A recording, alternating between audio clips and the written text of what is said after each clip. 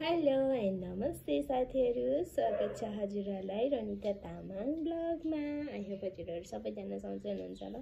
म पनि एकदम ठिकठाक मात्रै छु हैन, जसो तसो जेन तेन चलिरहेछ जिन्दगी। के गर्ने, यस्तै छ हजुर, गाह्रो छ। आज चाहिँ वैशाखको 14 गते यानि कि माता तीर्थ औँसी हैन। माता तीर्थ औँसीको चाहिँ सम्पूर्ण भगवान रूपी आमाहरूलाई चाहिँ आज माता तीर्थ औँसीको धेरै धेरै धेरै शुभकामना व्यक्त गर्न चाहन्छु।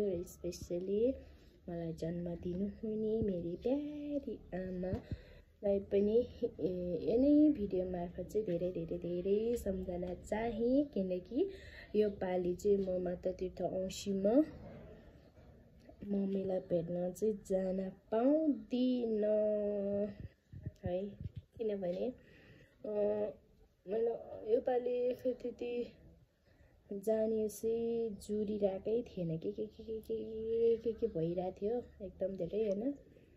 घरि के प्रब्लम भइरहेको थियो मलाई चाहिँ।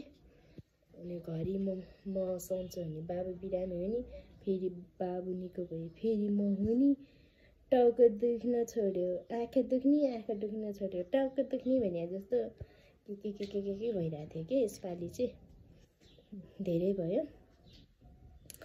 अनि घरि आँखाको प्रब्लम, घरि घाँटी, आमामा यो घाँटीको कुरा गर्नु हुँदैन, फेरि यो घाँटीको प्रब्लम पनि त्यत्तिकै भइरहेछ। सो धेरै त्यो काटाङकुटुङ एकदम गाह्रो क्या, एकदम बिरामी भइरहने। सन्चोको दिन भएन, औषधि खाएको काहीँ घरि टाउको दुखेको खानु परिरहेको छ, घरि आँखाको खानु परिरहेको छ, घरि घाँटी, आमा घाँटी बल्ल 2 दिन भयो अलिकति कम भएको, नत्र घाँटीले नै एकदम धेरै दुःख दिइरहेको थियो। सो अनि यस्तो धुलो धुवा अनि बाबु बोकेर अनि गर्मी, आजकल यति धेरै गर्मी बढिरहेछ नि, अनि त्यो गर्मी धुवा धुलो अनि भिडभाड धेरै हुने भएर चाहिँ म चाहिँ योपालि औँसीमा नजाने नै सोचमा थिएँ। र मैले चाहिँ उता मम्मीहरू दुवैजनालाई चाहिँ अब यतै आउनु भन्न खोजेको थिएँ। फेरि म एउटा मात्रै यता, फेरि अरू सबैजना उता। अनि फेरि दुवैतिर अब उता घरपट्टि जाउँ भन्दा नि 1 दिनको छुट्टीमा, बाबुको 1 दिन छुट्टी छ नि त जम्मा, 1 दिनको छुट्टीमा कतापट्टि चाहिँ जानु, म आफ्नो साधन छैन, गाडी त्यत्तिकै प्याक भिडभाड भइरह, यति धेरै भिड छ नि, त्यही भएर जाने आँट आएन मेरो। जाने आँट अस्तितिरदेखि नै त्यति आँट चाहिँ आएको थिएन, एकदम गाह्रो दोद्धारमा भइरहेको थियो। म के गर्ने, कता जाउँ कता नजाउँ हैन। नजाँदा भएपछि दुवै बराबरी हो, म त दुवैपट्टि जानु पर्यो। म त दुवैपट्टि जाने सेड्युल बनाएँ मैले, टाइम कतापट्टि जाँदा पहिला कतापट्टि जाउँ, पहिला के गरौँ, जतापट्टि गए नि मलाई सुख छँदै छैन हेर्नु, यति गाह्रो होइन गाडीले गर्दाखेरि। डाइरेक्ट अब माइतीपट्टि जाउँ भन्दाखेरि नि डाइरेक्ट माइतीपट्टि गएर फेरि उता घरपट्टि जानलाई फेरि अर्को बस कुरिरहनु पर्ने होइन, भन्ने बित्तिकै गाडी पाउँदैन हेर्नु। फेरि कि पहिला घरपट्टि जाउँ, यताबाट डाइरेक्ट घरपट्टि जाउँ, फेरि माइतीपट्टि जाउँ भन्दाखेरि पनि उताबाट घरपट्टिबाट आउने बित्तिकै या तल माइतीपट्टि जाने बस पाउँदैन, कुर्नै पर्छ 1-1.5 घन्टा हेर्नु होइन। त्यही भएर चाहिँ मलाई 1 दिनको बितामा कता चाहिँ दौडिने, के चाहिँ गर्ने, एकदम धेरै प्रेसर भइरहेको थियो। फ्याट झन् त्यही माथि बाबा बिरामी भइदिनु भयो। बाबा बिरामी भएको चाहिँ के अरे दाँत किराले खाएको हो होइन, घरको बाबालाई चाहिँ दाँत किराले खाएको कति 10-15 दिन छ, 9-10-12 दिनै भयो होला सायद। त्यो दुखेको सहन सकुन्जेल चाहिँ सहेरै बस्नुभयो, अनि दुखाइ कम हुने औषधिहरू चाहिँ खानुभयो।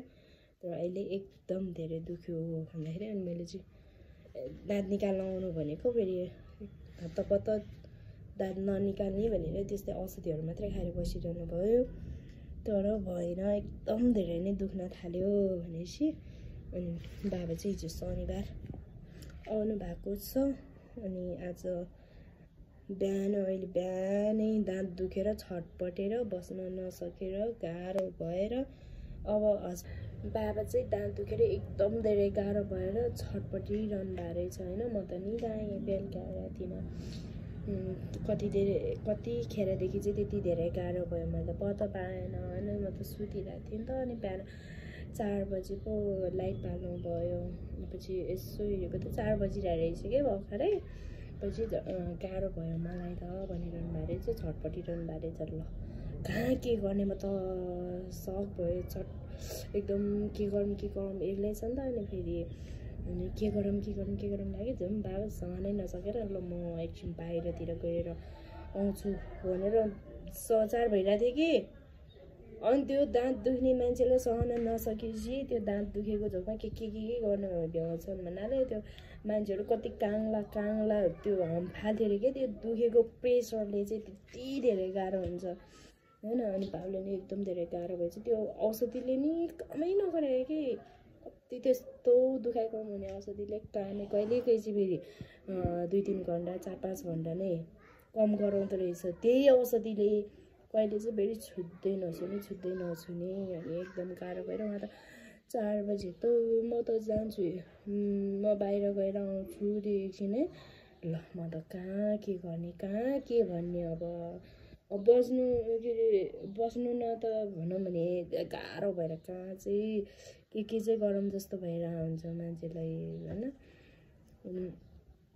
ल म त के गरौँ अनि फेरि दाँत दुखेर मान्छे सक्ने हो कि नसक्ने हो जस्तो लाग्यो।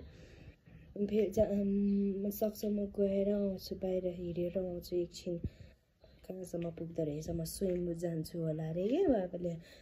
ओहो अनि सक्छु कि सक्दैन जस्तो लाग्यो। पछि म गएर आउँछु, म जान्छु है भनेर निस्केर गइहाल्नु भयो। पछि म यसो हेरेर जानुभयो। ओहो मलाई त टेन्सन भयो के गरौँ। अनि कति 4 ट्याक्कै 4:15 बजी निस्किनु भयो। अनि अहिले के अरे 6:30 भयो।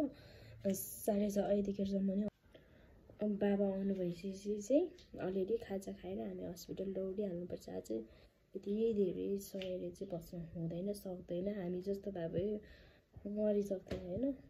त्यति सहन सक्ने क्षमता चाहिँ छैन। तर बाबा चाहिँ एकदम धेरै सहन सक्नुहुन्छ कि हामीले भए चाहिँ सक्थ्यो र। अनि अब जाउलो खाइकन बाबाले तल छोडेर हामी गइहाल्नुपर्छ है। बाबाले चाहिँ एकदम धेरै गाह्रो भइदियो झन् अहिले आएर होइन। गाला नि यत्रो सुनिरहेछ, एकदम धेरै गाह्रो भयो। त्यही भएर हामी चाहिँ हस्पिटल कुदिहाल्न लाग्यो खाजै नखाइकन। बाबा तल जानु भइसक्यो। अहिले चाहिँ हामी सरहुटेमा रहेको peoples dental college and hospital डेन्टलको लागि चाहिँ एकदम बेस्ट हुन्छ अरे भने चाहिँ हामी चाहिँ यहीँ टार्गेट गरेर यहाँसम्म धाएका छौँ। हेरौँ अब के कस्तो हुँदो रहेछ। हामी चाहिँ एकदम छिटै पुगेको थियौँ हस्पिटलमा भन्नाले 8 बजेको थियो कि। अनि टिकट सुरु हुन्छ 9 बजेदेखि। ल भयो त अब यता रुममा बसौँ भने एकदम धेरै आत्तिएँ बाबा छटपटेको देखेर। अनि लो जाउँ भनेर खाइहाल्नु गयो। अनि खाजा नखाइकन हतार गरेर अनि दौडिहालेको थियौँ कि। अनि त्यहाँ टिकटहरू त अलिक छिटो पाउँछ नि त जान पायो भने भन्दा नि। अनि गइहालेको थियो, अलिक छिटै पुग्यौँ। अनि एकछिन खाजा खाँदै वेट गर्नु पऱ्यो भनेर चाहिँ खाजा खान गयौँ। हेर्नु न उता छेउपट्टिको गाला यति धेरै ठुलो भएको छ नि सुन्निएर आमामामा। खाजा खाँदै बस्यौँ। म चाहिँ पब्लिकमा भ्लग बनाउने गरेको छैन नि त, सो त्यही भएर अलि अड लाग्यो। अनि यसरी नै भिडियो बनाइदिएँ। अब अरू खाजा खाऊँ भने के खाऊँ त है, त्यस्तो गाह्रो भयो। अनि झोल तरकारी र अन्डा मात्रै खाइदिएँ बाबा र मैले पनि।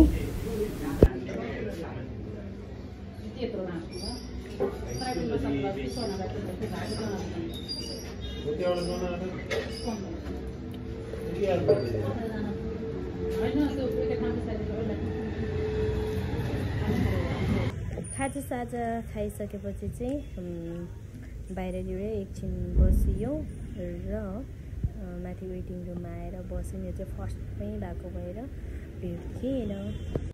चेकअप गरी एक्सरेहरू पनि गरियो होइन। त्यति धेरै सुन्नेको दुख्ने बेलामा त डाइरेक्टली अब एकैचोटि धातो निकाल्दैन नि त। सो हामी चाहिँ फर्किहाल्यौँ। छोराको नाटक हेर्नु यहाँ मेकअप गर्दैछन् हो। हेर्नु नि त्यहाँ नाटक कति नाटक गर्छ आमामामा बदमास गर्नलाई त नम्बर 1 छ हो बिचरा मेरो छोरा। मेकअप गर्दैछ जानी नजानी भए पनि है नक्कले छोरा। लिप लाइनर हो त्यो लिप लाइनर। ल साथीहरू अब मेरो दिन चाहिँ यसरी नै बित्यो। यतातिर चाहिँ पानी पनि पर्यो हल्का हावाहुरी पनि चल्यो। यसरी नै बित्यो आजको दिन। जे जस्तो भए पनि हजुरहरूले मेरो भिडियो हेरेर चाहिँ जतिजनाले मेरो भिडियो हेर्दै हुनुहुन्छ सबैजनाले प्लिज सब्सक्राइब गरिदिनु होला भन्दै आजको भ्लग म यही इन गर्न चाहन्छु। Okay by, keep loving.